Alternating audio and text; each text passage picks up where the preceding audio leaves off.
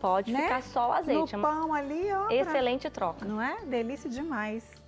Bom, tem mais perguntas sobre o tema de hoje, que é câncer de pele. Qual é a sua dúvida, Marisa? Fala pra gente. Quando devemos preocupar com pintas? Pelo rosto ou pelo corpo? Obrigada, Marisa, pela sua pergunta.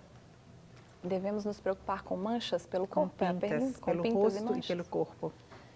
Sim, nós devemos nos preocupar com pintas e manchas pelo rosto e pelo corpo, principalmente quando essas pintas e manchas apresentam alguns sinais.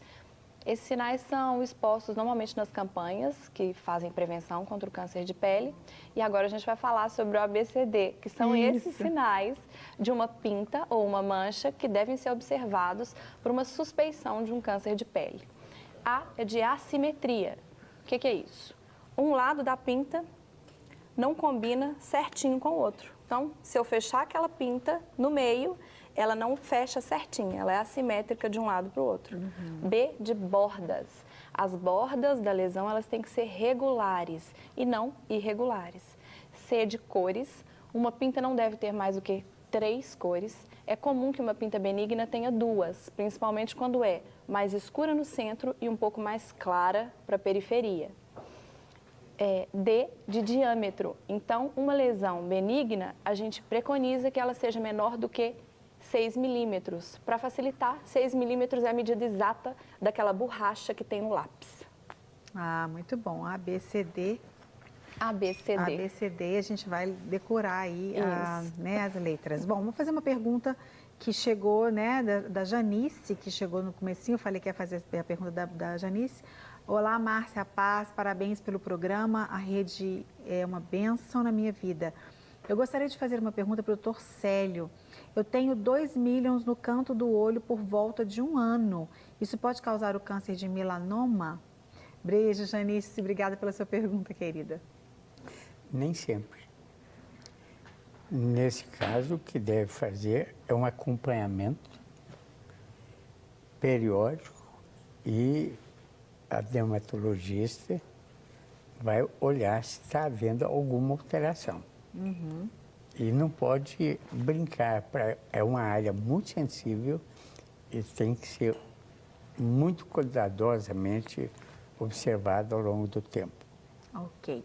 Vamos conferir agora a pergunta da Thaís. Eu gostaria de saber quais as partes do nosso corpo estão mais suscetíveis ao surgimento do câncer de pele. Obrigada, Thaís, pela sua pergunta. Um beijo. Ótima pergunta também. Os telespectadores estão ótimos hoje, ótimo, né, Márcia? então, eles estão fazendo o programa junto com a gente. Que Estão bom. super antenados. Então, para os 2 tipos de câncer de pele que não são o melanoma, as áreas de risco mais comuns são as áreas que tomam mais sol. Dorso do nariz, bochechas, orelhas, principalmente aqui na hélice da orelha, e testa e couro cabeludo, aí principalmente para os carecas, né? E para melanoma, que é aquele câncer de pele um pouco mais agressivo, os homens costumam ser acometidos nas costas, até pelo hábito de tomar sol agudamente em pé, que o homem tem, e as mulheres na face externa extensora das coxas, em cima das coxas. Então, ótimo. Respostas objetivas também aqui, né, doutora Nádia? E a gente está aprendendo bastante.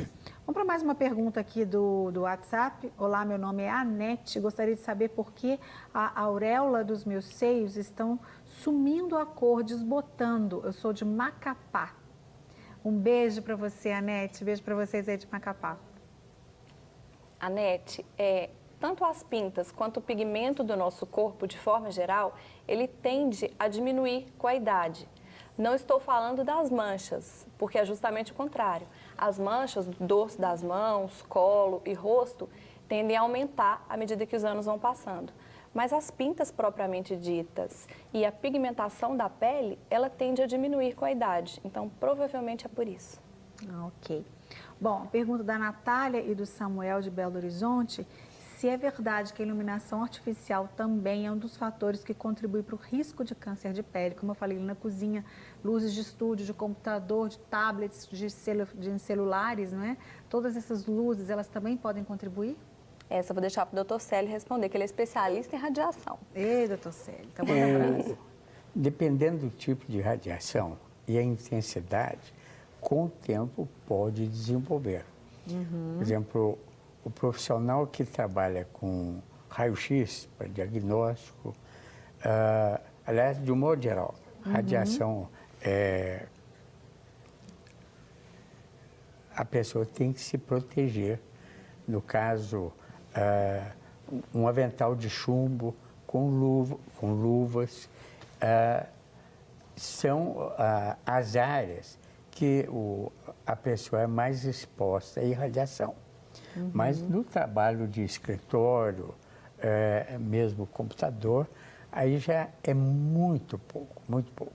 Esse tipo de radiação, ele quase não oferece problema. Se não, por exemplo, com o advento do celular, o que nós teríamos de câncer de pele, principalmente na região infraocular, seria muito. É verdade. Mas esse tipo de radiação, ele praticamente é inócuo. Que bom. Bom, uma coisa boa, né? Então, pra gente, mas mesmo assim a gente tem que tomar cuidado, né, gente? Bom, quem pergunta agora é a Sabrine Pessoa. Fala, Sabrine. Eu gostaria de saber como me prevenir contra o câncer de pele.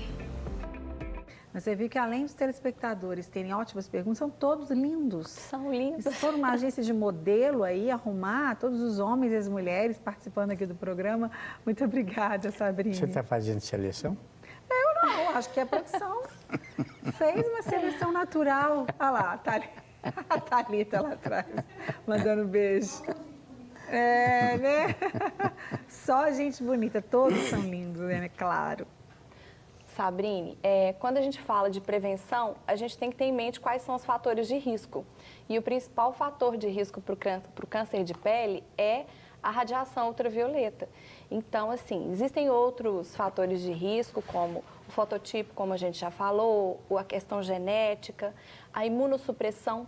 Então, o paciente tem que estar com a imunidade boa. Daí entra uma boa alimentação, exercício físico, levar hábitos de vida saudáveis para ficar com a imunidade boa. Isso tudo influencia.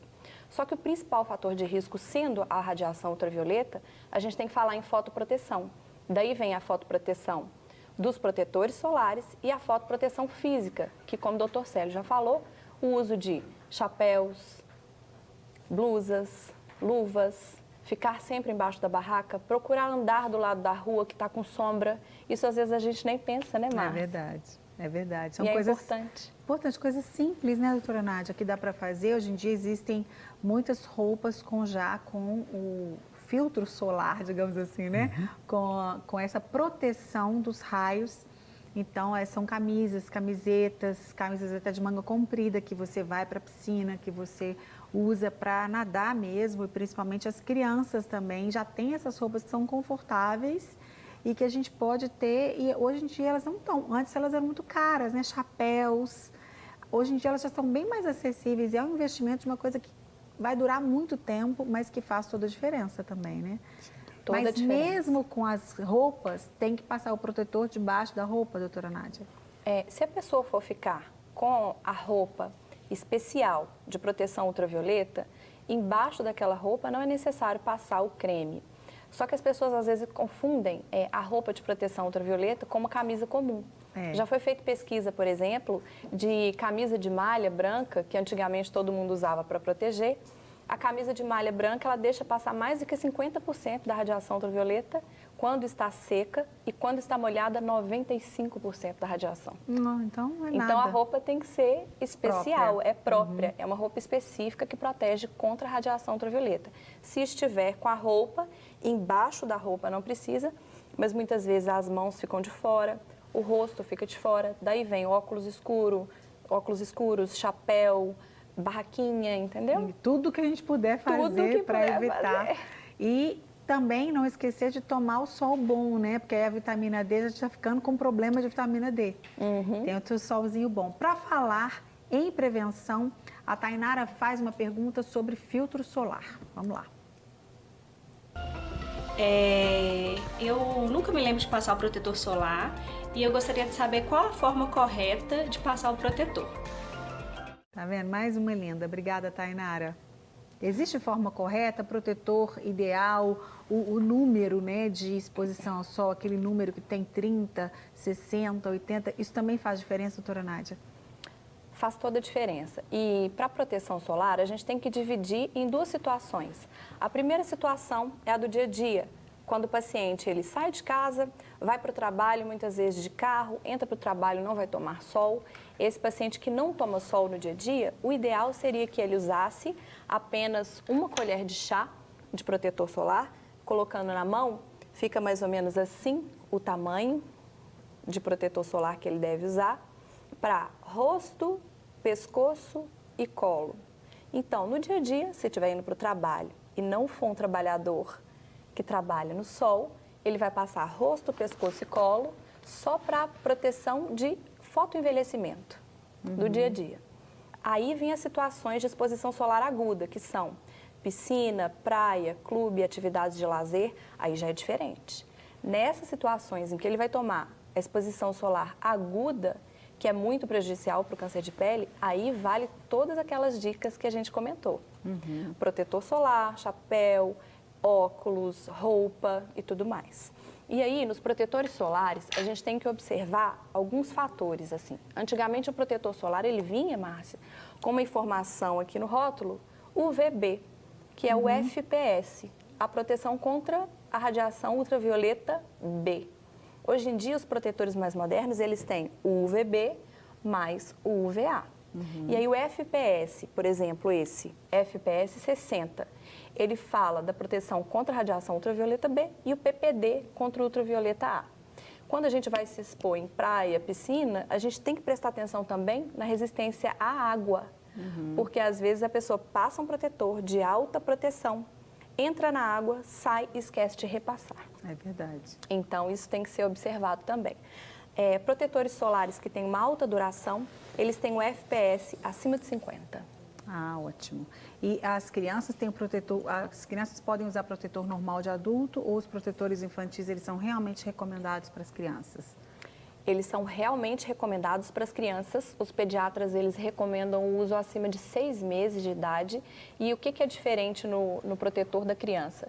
Eles não têm substâncias que causam alergias, como parabenos e outras substâncias alergênicas. E, além disso, eles têm uma formulação mais gordurosa. Por exemplo, as mulheres, quando elas vão escolher um protetor solar, raramente a mulher escolhe um protetor gorduroso para passar no rosto. Elas pedem protetor oil free, mas na criança tem que ser um protetor gorduroso, porque ele tem que ter uma alta duração e uma resistência à água. Joia. Bom, a última pergunta das nossas telespectadoras, a Gilce Melo quer saber sobre o tempo de exposição ao sol. Fala, Gilce. Qual é o tempo ideal para ficar exposto ao sol? Rapidinho. Ela perguntou. Eu não entendi também. Se tem um tempo, acho que, para ficar exposto ao sol. Tem. Como o doutor Célio estava falando, a gente tem que tomar um certo sol durante o dia para produzir vitamina D e para o bom funcionamento do organismo.